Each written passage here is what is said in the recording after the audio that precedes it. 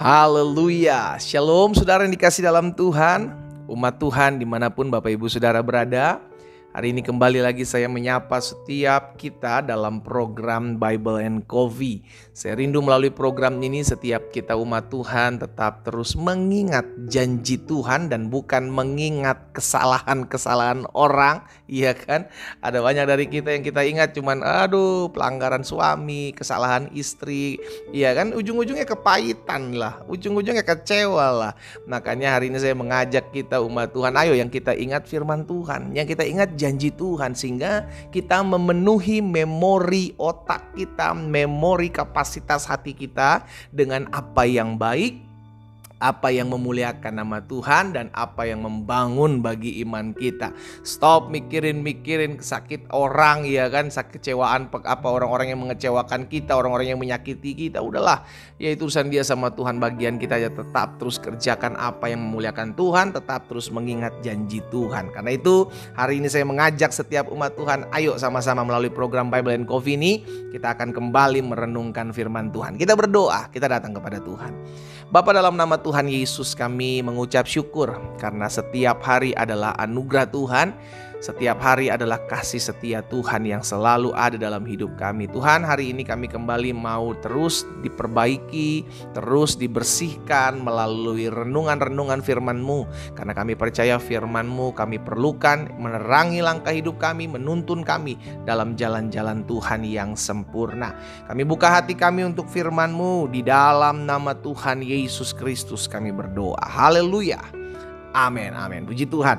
Nah, saudara yang dikasih dalam Tuhan, di dalam Kisah Para Rasul pasal yang ke-16 ayat yang ke-25 dan 26, ada satu keadaan di mana Paulus dan Silas ditangkap dan dilemparkan ke dalam penjara. Tetapi apa yang terjadi, saudaraku? Ayat 25 dari Kisah Rasul ayat pasal 16 berkata, tetapi kira-kira tengah malam Paulus dan Silas mengeluh. No, saudaraku, Paulus dan Silas tengah malam komplain sama Tuhan, kenapa kami di penjara? Enggak. Mereka di penjara bukan karena korupsi, mereka di penjara bukan karena maling, mereka di penjara bukan melakukan hal-hal yang jahat merugikan orang, tapi mereka di penjara karena menginjil, memberitakan kebaikan Tuhan, memberitakan firman Tuhan, memberitakan Tuhan Yesus. Tetapi yang mereka alami, saudaraku, justru mereka di penjara. Maka Alkitab mencatat, tetapi kira-kira tengah malam Paulus dan Silas berdoa. Sekalipun mereka punya alasan mengeluh, sekalipun mereka punya alasan bersungut-sungut kepada Tuhan, sekalipun mereka punya alasan komplain dan akhirnya mundur dari pelayanan, tetapi mereka memilih untuk berdoa dan menyanyikan puji-pujian kepada Allah. Saudara, ini keputusan yang memang tidak mudah. Tapi kenapa mereka berdua mengambil langkah ini? Karena mereka tahu dalam puji-pujian kepada Tuhan itu ada kuasa. Ya, puji-pujian kepada Tuhan membangkitkan kekuatan hidup. Tetapi mengeluh bersungut-sungut dengan keadaan hanya makan menyusahkan dan membuat kita semakin terpuruk. Dan Paulus dan Silas tahu akan kebenaran ini, sehingga akhirnya mereka menyanyikan puji-pujian kepada Allah. Mereka berdoa dan orang-orang hukuman lain mendengarkan mereka. Mereka menjadi kesaksian. Saudaraku, orang mengalami masalah, orang mengalami musibah, orang mengalami kesusahan. Dan ketika mereka tidak mengeluh, mereka tidak bersungut-sungut, mereka hanya memuji Tuhan, maka mereka menjadi saksi buat orang lain.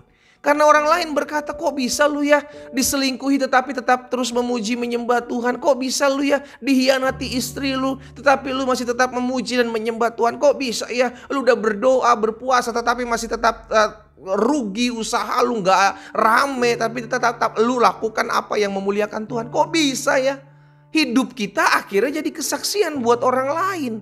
Ini yang terjadi terhadap hidup Paulus dan Silas dalam penjara. Ketika mereka berdoa memuji Tuhan, orang-orang hukuman lain mendengarkan mereka. Ayat 26. Akan tetapi terjadilah gempa bumi yang hebat, sehingga sendi-sendi penjara itu goyah, dan seketika itu juga terbukalah semua pintu dan terlepaslah belenggu mereka semua. Saudara dikasih dalam Tuhan, hari ini kita diingatkan satu peristiwa. Bahkan sekelas Paulus pun dan Silas Mereka bisa mengalami kesusahan hidup. Mereka bisa mengalami penderitaan hidup. Dalam mereka menginjil, dalam mereka melayani Tuhan, dalam mereka cari Tuhan, dalam mereka beribadah kepada Tuhan. Demikian pula kita. Kita pun akan mengalami hal-hal yang mungkin kita pikir ini susah. Kita pikir ini merupakan masalah, pergumulan, tantangan yang membuat hidup saya berat. Tetapi itu tidak menjadikan kita mengeluh, tidak menjadi alasan untuk kita bersungut-sungut, saudara yang dikasih dalam Tuhan. Ayo sama-sama tetaplah terus memuji-muji Tuhan dalam setiap keadaan. Tuhan Yesus ingatkan kita mengucap syukur dalam segala hal, saudara yang dikasih dalam Tuhan. Sehingga ketika kita bersyukur buat setiap keadaan, mengucap syukur buat setiap peristiwa yang terjadi dalam hidup kita. Kita dikecewakan, kita dihianati, kita dirugikan, tetapi mulut kita tetap terus memuji-muji Tuhan. Di situ engkau akan lihat ada kuasa dinyatakan dalam kehidupan. Stop mengeluh dengan segala penderitaan yang Tuhan izinkan dalam hidup kita. Stop bersungut-sungut, stop komplain, stop cari-cari yang salah. Siapa salah? Ini karena salah suami saya nih, ini karena salah istri saya, mertua saya, menantu, anak-anak orang tua. Stop cari siapa yang salah. Kalau kita hanya cari siapa yang salah, tidak membuat kita semakin kuat, saudaraku. Akan membuat kita bukan cuma lemah, tetapi kita akan kepahitan dengan orang yang kita dapati sedang salah dalam hidup kita. Ayo hari ini saya mengajak setiap umat Tuhan dimanapun Bapak Ibu Saudara berada. Kalau hal-hal ini sedang menimpa hidup kita, kita sedang mengalami kesusahan, kita sedang diizinkan Tuhan mengalami penderitaan, bahkan mungkin kerugian dalam kita mengiring Tuhan. Ayo tetaplah memuji-muji Tuhan. Kita memuji Tuhan bukan karena keadaan baik kok.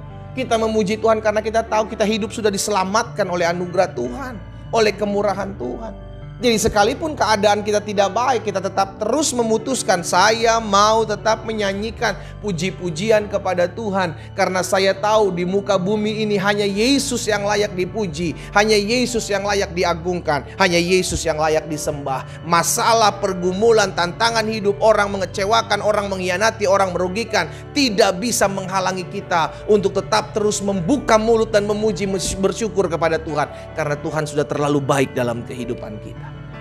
Ini langkah yang harus kita ambil. Sehingga apapun badai yang kita hadapi, hidup kita tetap bisa menjadi saksi bagi orang-orang yang melihat kenyataan hidup kita. Orang-orang di sekeliling kita mungkin tahu masalah kita sedang terpuruk, pergumulan kita sedang kita hadapi. Orang-orang di sekeliling kita, tetangga kita, teman-teman kita, keluarga kita mungkin sedang melihat. Tapi ketika kita menghadapi masalah itu tetapi mulut kita tetap muji-muji Tuhan, orang akan bertanya-tanya kenapa mereka bisa lakukan ini. Kenapa mereka bisa tetap melayani Tuhan dengan sukacita sekalipun sedang dihadapkan dengan badai kehidupan yang sangat parah. Karena kita mengerti orang percaya hidup bukan karena melihat. Kita hidup karena percaya kita. Allah turut bekerja di dalam segala sesuatu untuk mendatangkan kebaikan dalam hidupnya. Saudaraku, tetaplah memuji-muji Tuhan. Tetaplah bersuka cita di hadapan Tuhan.